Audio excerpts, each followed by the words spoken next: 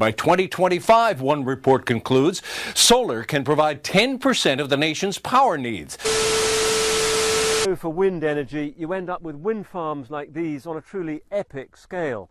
I'm in Solar energy is hot, and Wall Street is taking notice, as we hear from Tony Guida. The government has set tough targets for reducing carbon emissions, but some environmental groups say nuclear is the wrong way to...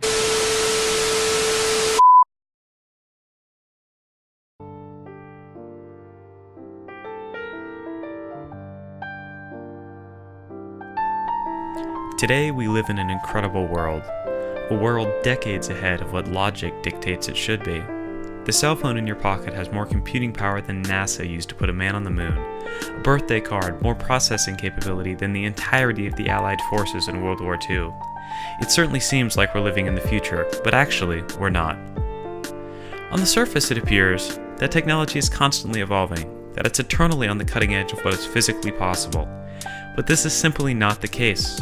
Sure, the cool interesting stuff, the stuff on the news and in the tabloids, is undergoing constant improvement, but the foundations of our modern world have been stagnant for years, declared good enough, and henceforth ignored.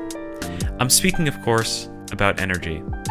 Your iPad may have the processing power of a desktop computer, but plug it into the wall, and all of a sudden it's completely dependent upon a steam turbine, a device that has been in use since 1884. It's just weird that the modern world is powered by centuries-old technology, and it's a problem that needs to be immediately addressed. The fact of the matter is this.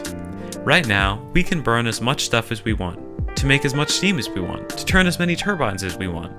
But soon, all that nice flammable stuff will run out. Soon, it will have a devastating and irreversible effect on the environment, and soon, without change, we will be faced with an energy crisis. Fortunately, however, the modern world is full of alternatives. Today, we are presented with a variety of different energy sources, from wind to radiation. It's just an issue of picking which one is best. First, solar power. This stylish solution for the sustainably minded middle-aged environmentalist. There's a reason it's the most fashionable of alternative energies, the method preferred by everyone from suburban families with a hankering for smaller electric bills and jealous neighbors, to large companies with angry hippies to please. It's an accessory, a wildly impractical, very showy solution. It's like a Porsche convertible that powers your television, so, as far as the future is concerned, more work is required. Oh, and it's dark at night. Next is hydroelectric power, which seems, at first, to be a perfect solution. Heck, it already provides 16% of the world's power. Why not just crank that number up a little bit? Well, there are several very good reasons, but the biggest and best is that hydroelectric power plants completely destroy the area that surrounds them. Plopping the wall in the middle of a river, an ecosystem and life support system, is obviously going to have a drastic effect on the surrounding area and the species living in it. Certainly, they are viable energy sources, and many very successful hydroelectric power plants speckle the globe. But as far as a long-term solution to the global energy crisis is concerned, hydroelectric power is far too destructive, far too expensive, and far too labor-intensive. And so we move on to wind power.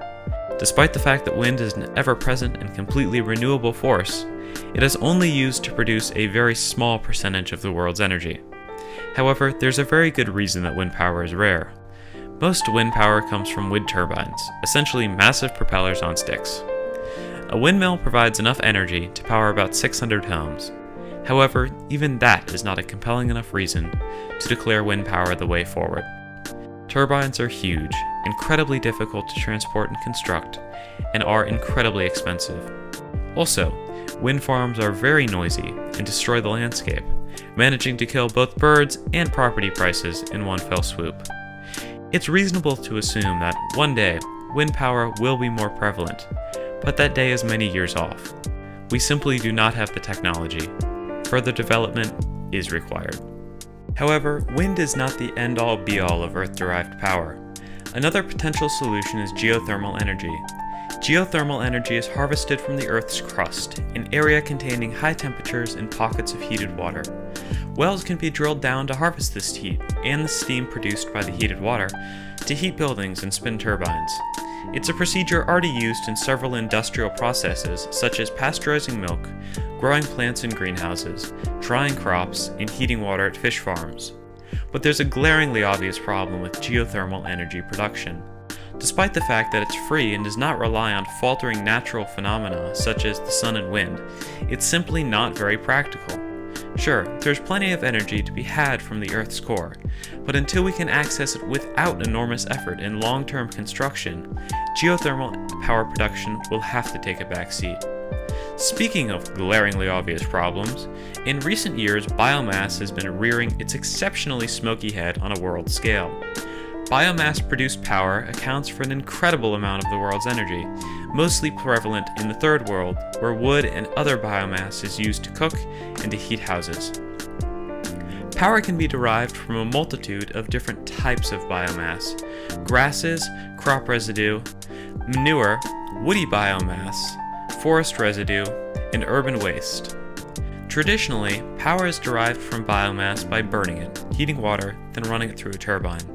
However, in recent years, a much more efficient method has arisen. Biomass can be cooked or exposed to great heat and pressure, producing a highly combustible and clean-burning gas called syngas. Biomass can also be burned with coal in coal-fired plants. Microbes can also be utilized. When fed with biomass, they produce carbon dioxide and methane. Now, attractive as powering the world on microbe flatulence sounds, however, a variety of problems exist with biofuel, primarily that it's not very energy dense. Imagine trying to power a house with a campfire, then scale that up to a town, then a city. Biomass is simply not a practical place to turn to save our planet, as it would do nothing more than deplete it. More excitingly, and far more promising than biomass, are hydrogen fuel cells. Now, there's one big problem with hydrogen. It doesn't occur naturally on Earth. It's very high in energy and produces almost no pollution. But the fact of the matter is, the technology simply is not advanced enough. Producing the hydrogen is still a problem, and storing hydrogen is also an issue. Think about a car full of tons of hydrogen cruising down the highway when it crashes, releasing the hydrogen. That's a big explosion. Nuclear power is derived through a method quite similar to that of fossil fuel energy production. However, a chain reaction inside the reactor itself produces the heat, as opposed to burning coal or natural gas. Now, the image most people conjure in their head when contemplating nuclear power is a massive mushroom cloud. However, this shouldn't concern you. Reactors are programmed to shut down automatically if they even approach failure. To put it in perspective, the engineers at Chernobyl actually overrode the automatic shutdown, causing the meltdown. Despite even its seeming perfection, nuclear power is still not the way forward. While the uranium is nearly harmless going into the reactor, in fact it can be handled with just thin plastic gloves, it is highly radioactive and toxic after depletion, and, as of right now, the only method of disposal we have is to put it in a box and bury it, then wait several thousand years. Until we can solve this problem, nuclear power will, for the safety of the world, need to remain only a small fraction of the Earth's total energy production. One option remains: offshore power production.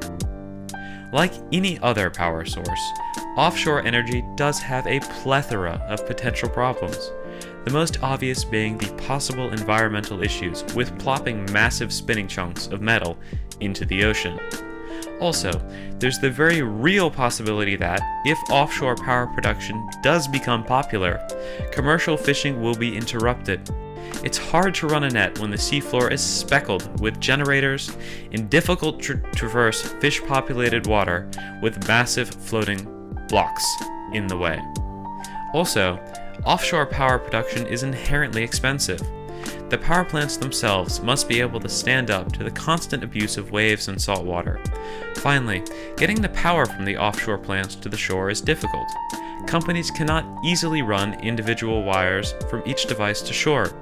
Neither can they run wires from device to device, then one large cable back to the shore without further disrupting commercial operation.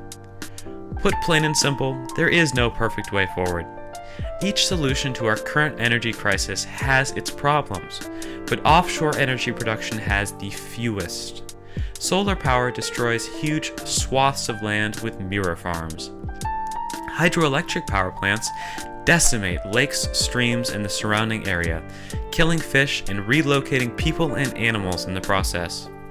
Wind power is expensive and greatly impacts the area wind farms are installed in. Geothermal power production defines inefficient, and nuclear power is simply not clean. Offshore power, on the other hand, has little to no impact on the environment, is relatively inexpensive, completely renewable, and consistent in its power production. In the immortal words of James May, it is the least worst. So, despair not. The next time you plug your phone in to charge, dependent though you are on centuries-old technology, times are changing, and energy production with it. We have reached a turning point on a planet. We need a new solution, and it is, quite literally, lapping at our shores.